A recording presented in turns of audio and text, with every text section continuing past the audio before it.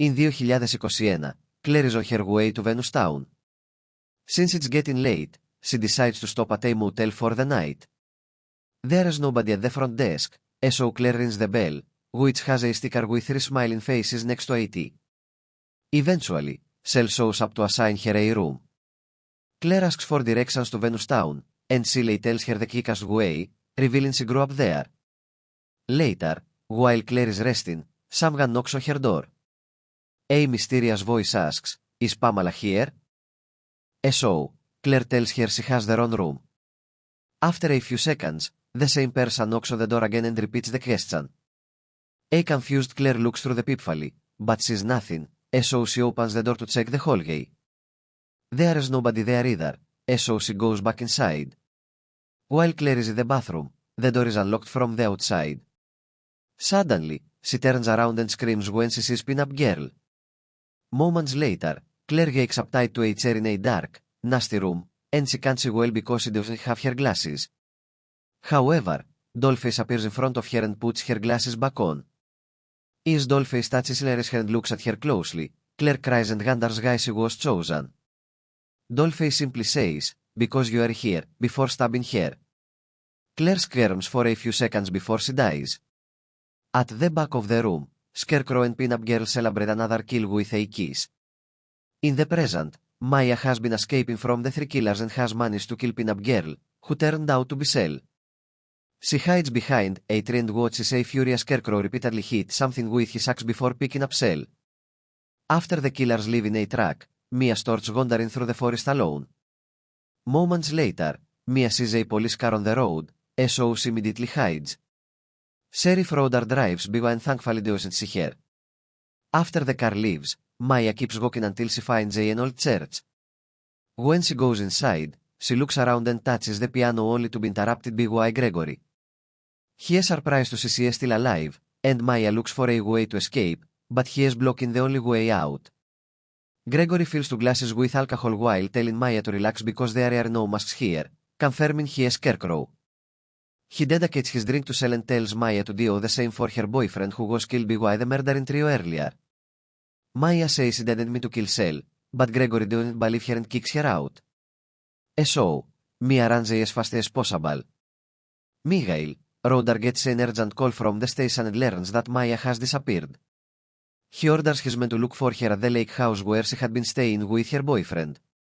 At that moment, Maya comes out of the forest and freezes when she sees the car. Rodar brings her in and hears her story about confronting the killers. She explains she knows where they're hiding, but she'll only tell him if he takes her to her sister. When Maya asks for a phone, Rodar pretends he has no signal here. Then she asks for a first aid kit, so Rodar leaves the car to get it from the trunk. Maya takes the chance to take over the hill and escapes. As she drives down the road, Maya hears on the police radio that the cops have found more bodies. She also learns that they're looking for her, so she realizes that Rodar helps the killers cover their crimes. Maya looks around the car for anything useful, so she doesn't see the incoming truck until it's too late. She manages to dodge it, but ends up crashing into a tree instead. At that moment, Scarecrow shows up and drags Maya out of the car.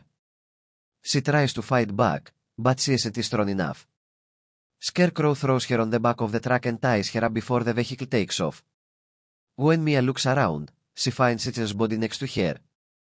On her wrist, there is a smiley face tattoo. A flashback there reveals that Gregory is Rodira's son. After Gregory murders a classmate named Tamara, the judge wants to send him to jail. However, the law says that young people should go to rehabilitation and the sheriff has an impeccable record. So, the judge announces that Rodar will retain custody of his son. If Gregory commits one more crime, the judge will send him to jail until he turns the octo. A few weeks later, Gregory kills a man with an axe in the forest while Shell watches from behind a tree.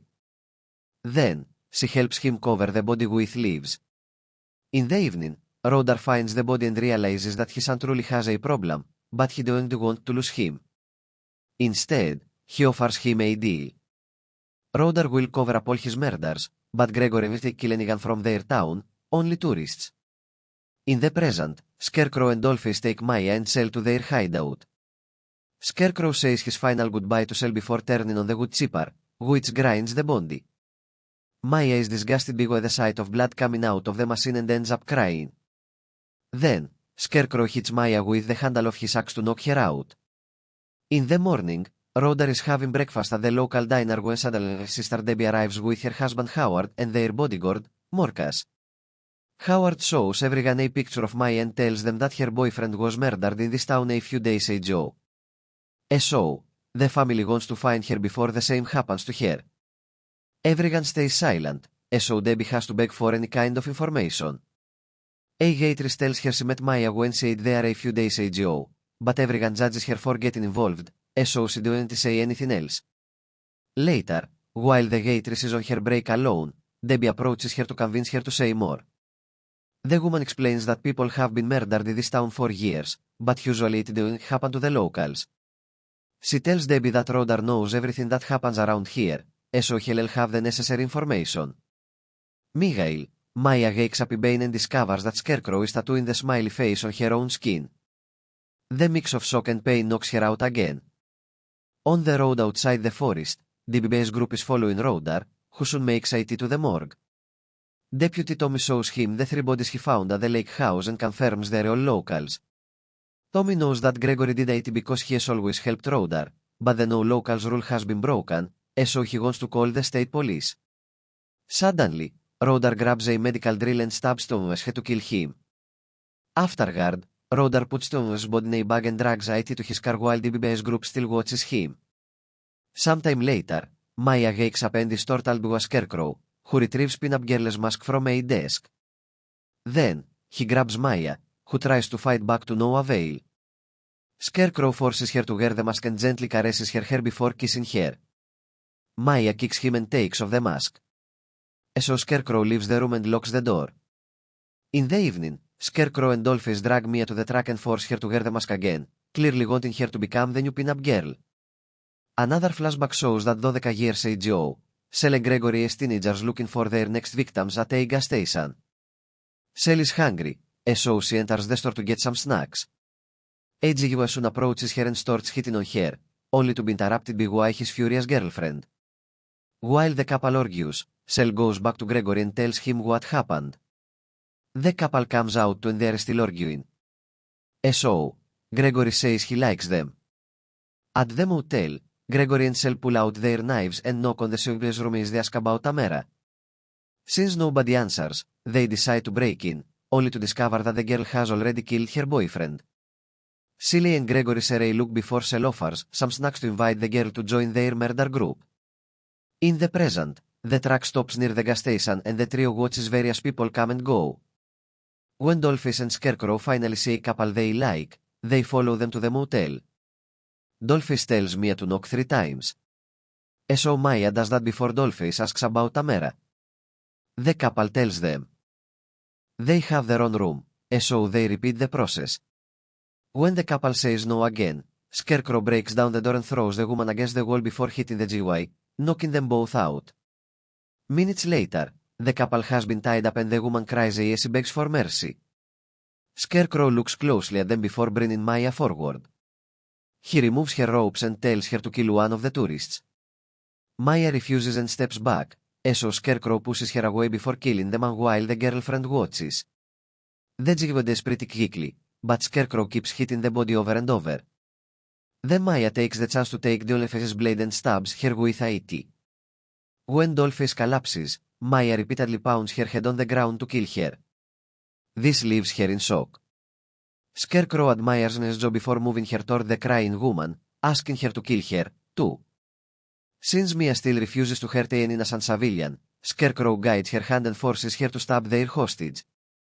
He then raises the vacuum so he can look her in the eye as she slowly dies. Scarecrow asks Maya if it felt good as he pulls out the blade and the sight of blood makes her step back again.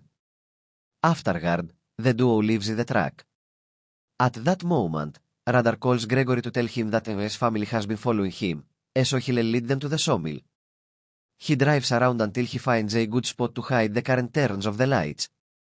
Soon, DBB's car also shows up, but they can't see the police vehicle, so she assumes Rotar sped up and tells Morcas to keep going.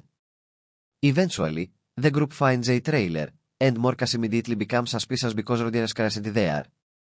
He gives Howard a gun before they go out to investigate. Morcas enters the trailer and makes sure it's safe before telling the couple to come in. He wants them to lock the door and stay in the trailer while he goes looking for Rodar. Minutes later, Morcas finds the abandoned sawmill and notices an empty bag with blood on the ground. When he looks inside, he is surprised to see a machine still working and lots of blood on its blades. A closer look reveals the remains of a body. Suddenly, Rodar appears at the door and points his gun at Morcas, forcing him to drop his weapon. Once Morcas is unarmed, Rodar kills him with 2 shots and closes the sawmill. Meanwhile, Scarecrow parks the truck near the trailer and